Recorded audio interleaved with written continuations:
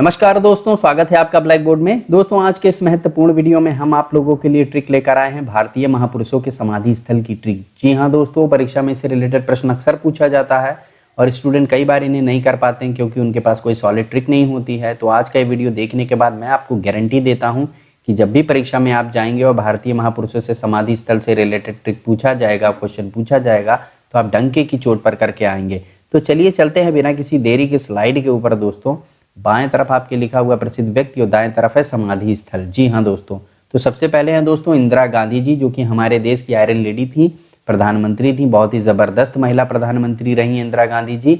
तो दोस्तों, इनका जो समाधि स्थल है उसका नाम है शक्ति स्थल। जी हाँ, शक्ति स्थल। हम सबको पता है कि जो इंदिरा गांधी जी वो काफ़ी ज़्यादा सख्त थी, काफ़ी ज़्यादा पावरफुल थी, इसीलिए उनको आयरन लेडी कहा जाता है। तो ऐसे व्यक्ति का जो समाधि स्थल होगा उसका नाम शक्ति स्थल ही हो सकता है और कुछ नहीं हो सकता। जी हाँ, सिर्फ और सिर्फ शक्ति स्थल ही हो सकता है ऐसी आयरन लेडी, ऐसी जोरदार महिला का। चलिए दोस्तों, नेक्स्ट लेते हैं। अगले जो प्रसिद्ध व्यक्ति हैं उनका नाम है के आर नारायणन और इनके जो समाधि स्थल का नाम है वो है उदय भूमि। क्या है? उदय भूमि। तो दोस्तों, के आर नारायणन में नारायण आ रहा है और नारायण किसका नाम है? भगवान विष्णु का।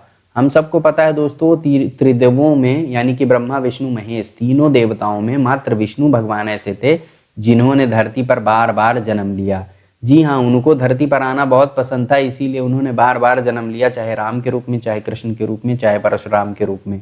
तो बस समझ जाइए कि क्या नारायणन में नारायण आया है यानी कि विष्णु भगवान, और ये बार बार धरती पर आते थे। तो जैसे ही क्या नारायण के समाधि स्थल के बारे में पूछे, आपके दिमाग में तुरंत आना चाहिए नारायण भूमि पर बार बार आए, धरती पर बार बार आए, तो मुझे भूमि खोजनी, ऑप्शन में जहां मिले टिक कर देना। ठीक है, चलिए नेक्स्ट लेते हैं। अगला दोस्तों क्या है? गुलजारी लाल नंदा। और गुलजारी लाल नंदा का जो समाधि स्थल है उसका नाम क्या है? उसका नाम है नारायण घाट। तो कैसे तैयार करेंगे दोस्तों? बहुत आसान है दोस्तों। गुलजारी लाल नंदा में यहाँ पे गुलजार लिखा हुआ है। क्या लिखा हुआ है? गुलजार। अब दोस्तों, गुलजार क्या रहता है? जितने भी घाट होते हैं नदियों के किनारे, आप वहां जाइए, वो हमेशा गुलजार रहते हैं। ऐसा इसलिए दोस्तों क्योंकि वहां लोग नहाते हैं, अपनी एक्टिविटीज करते हैं और बहुत ही एक पॉजिटिव माहौल रहता है। तो समझिए क्या रहता है? वो गुलजार रहता है। तो जैसे ही गुलजारी लाल नंदा के समाधि स्थल का पूछे, आपको तुरंत घाट पे टिक करना है क्योंकि घाट बहुत ही चहलकदमी वाला एरिया होता है, हमेशा गुलजार रहता है। चलिए दोस्तों, नेक्स्ट देखते हैं अगला क्या है। अगले हैं चौधरी चरण सिंह जी और इनके समाधि स्थल का नाम है किसान घाट। तो दोस्तों, हम सबको पता है कि चौधरी चरण सिंह जो थे हमारे देश के प्रधानमंत्री, वो एक किसान नेता थे। जी हाँ, क्या थे? किसान नेता थे। तो उनके समाधि स्थल का नाम किसान घाट ही रहेगा। साथ ही साथ दोस्तों, इसकी दूसरी ट्रिक हम ये बना सकते हैं कि चौधरी चरण सिंह में चौधरी आ रहा है और चौधरी जनरली किसे बोला जाता था? जो गांव इलाकों के जो सरपंच होते थे उनको चौधरी बोला जाता था। बोला जाता था कि तेरी चौधराहट हटा दूंगा, मैं निकाल दूंगा तेरी चौधराहट। तो इस तरह से बोला जाता था दोस्तों। तो यानी चौधरी जो शब्द है वो किसानों से ही रिलेटेड है, किसानों के मुखिया से रिलेटेड है। ठीक है, चलिए नेक्स्ट देखते हैं। अगला दोस्तों क्या है? बाबू जगजीवन राम। जी हाँ, जगजीवन राम जी के जो समाधि स्थल है उसका नाम है समता स्थल। और कैसे तैयार होगा? तो बहुत आसान है दोस्तों। जगजीवन राम जो थे ये दलितों के बहुत ही प्रखर नेता थे, बहुत ही बड़े नेता थे बाबू जगजीवन राम। जी हाँ, शेड्यूल कास्ट के बहुत ही माने जाने नेता थे और ये समाज में समता लाने के लिए बहुत ही ज़्यादा प्रयासरत थे, यानी कि किसी भी तरह का जाति भेदभाव समाप्त करना चाहते थे, समता लाना चाहते थे। ये काम किया बाबू जगजीवन राम ने। तो इसलिए इनके स्थल का नाम समता स्थल ही होना चाहिए, जो कि है भी। तो जैसे ही कहीं जगजीवन राम के बारे में पूछे कि उनके स्थल का नाम क्या है, तो आप तुरंत टिक कर देना समता स्थल पर। नेक्स्ट दोस्तों लेते हैं। अगला है जवाहरलाल नेहरू। जी हाँ, जवाहरलाल नेहरू। और जवाहरलाल नेहरू का जो स्थल है, समाधि स्थल है, उसका नाम है शांतिवन। तो कैसे तैयार होगा? बहुत आसान है दोस्तों। जवाहरलाल में जवाहर आप देख लीजिए। अब ये जो जवाहर है, जो हमारे देश के प्रथम प्रधानमंत्री थे पंडित जवाहरलाल नेहरू। जी हाँ, जो पंडित जवाहरलाल नेहरू थे उन्होंने देश के बंटवारे को, यानी भारत पाकिस्तान जो डिवीजन हुआ था, उस चीज को उन्होंने एक तरीके से मान्यता दे दी थी। उसको क्या दे दी थी? मान्यता दे दी थी। भारत पाकिस्तान बंटवारे को उन्होंने मान्यता दे दी थी। तो मान्यता दे दी थी क्यों? ताकि दोस्तों दोनों देशों में शांति रहे, ये भी अपना मजे से शांति करें और भारत में भी शांति रहे, इसलिए इन्होंने बंटवारे को एक तरीके से मान्यता दे दी थी कि भाई लड़ाई झगड़े करने की ज़रूरत नहीं है, अलग अलग रहो, मौज मस्ती में रहो, कोई दिक्कत नहीं है। ठीक है, तो एक तरीके से जवाहरलाल नेहरू जी ने शांति को प्राथमिकता दी थी और इसलिए हो जाए बंटवारा तो कोई दिक्कत नहीं, तो इसलिए इनका जो समाधि स्थल है वो शांति वन ही रहेगा। नेक्स्ट दोस्तों लेते हैं अगला, क्या है, ज्ञानी जैल सिंह। और ज्ञानी जैल सिंह के जो समाधि स्थल है उसका नाम क्या है, एकता स्थल। तो सिंपल है दोस्तों, इसको जोड़ना कैसे आपके दिमाग में याद रहे। ज्ञानी जैल सिंह में ज्ञानी आ रहा है और ज्ञानी जितने भी होते हैं दोस्तों वो सभी एकता पर बल देते हैं। किस पर बल देते हैं, एकता पर बल। नेक्स्ट है दोस्तों डॉक्टर भीमराव अंबेडकर और इनके जो समाधि स्थल उसका नाम क्या है, चैत्र भूमि। क्या है, चैत्र भूमि। तो कैसे तैयार होगा दोस्तों, आसान है दोस्तों, बहुत ही आसान है। बाबा साहब भीमराव अंबेडकर जो थे दोस्तों, उन्होंने अपने जीवन के अंतिम समय में बौद्ध धर्म अपना लिया था। कौन सा धर्म अपना लिया था, बौद्ध धर्म अपना लिया था। और हम सबको पता है दोस्तों ये जो चैत्र शब्द है ये बौद्ध धर्म से ही लिया गया है। चैत्र, बिहार, ये स्थानों को बोला जाता रहा है, पूजा के स्थानों को, किसी समाधि स्थल को बोला जाता रहा है। तो दोस्तों यहाँ पर भी आया है चैत्र भूमि। तो सिंपल है, चैत्र भूमि यदि लिख के आ रहा है तो ये कोई बौद्धिस्ट व्यक्ति ही होगा। और बाबा साहब भीमराव अंबेडकर बौद्धिस्ट थे।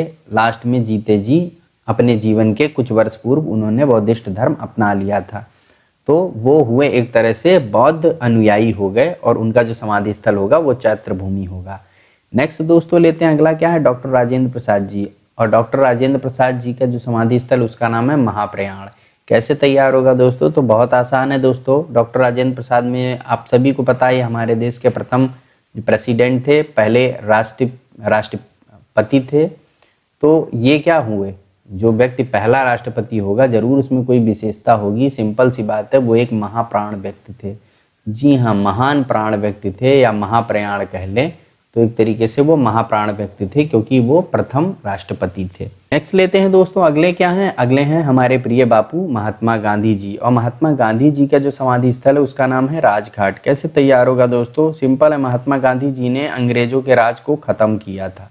जी हाँ, ब्रिटिश जो हुकूमत थी, ब्रिटिश जो राज था उसको खत्म किया था, तो इसलिए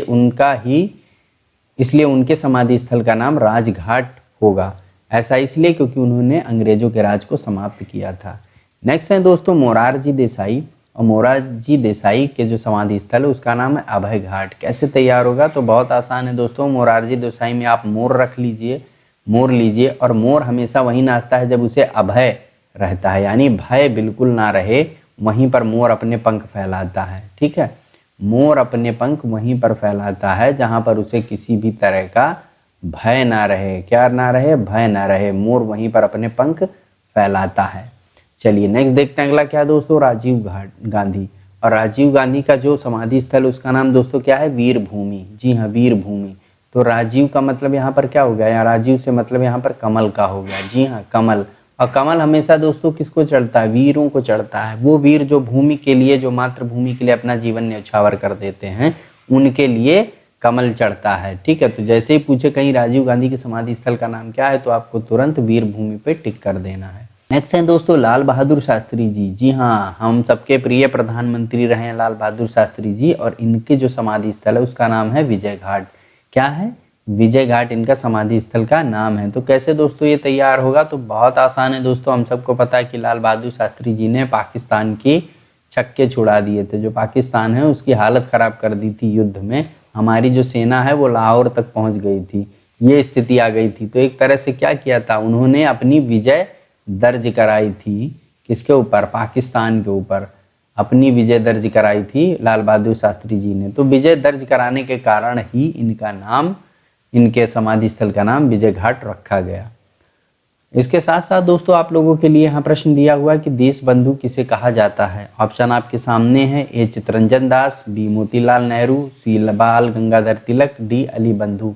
तो जो इसमें से राइट आंसर होगा प्लीज आप हमें कमेंट सेक्शन में लिख के जरूर बताइएगा। इसके अलावा दोस्तों अगर आपको ये वीडियो पसंद आया तो प्लीज लाइक जरूर करिएगा, साथ ही साथ इसे शेयर करिए व्हाट्सएप पर, फेसबुक पर अपने दोस्तों के साथ, ताकि वो भी प्रिपरेशन अच्छे से चला सकें। और अगर आप इस चैनल पर नए हैं तो प्लीज़ चैनल को सब्सक्राइब करिएगा, रेड कलर का ये बटन दबाकर, साथ में बेल आइकन प्रेस करना बिल्कुल भी मत भूलिएगा, ताकि जो भी हम वीडियो डालें उसकी अपडेट आपको तुरंत मिले और आप सबसे पहले देखें। आज के लिए बस इतना ही, मिलते हैं फिर किसी धमाकेदार ट्रिक के वीडियो में, तब तक के लिए धन्यवाद।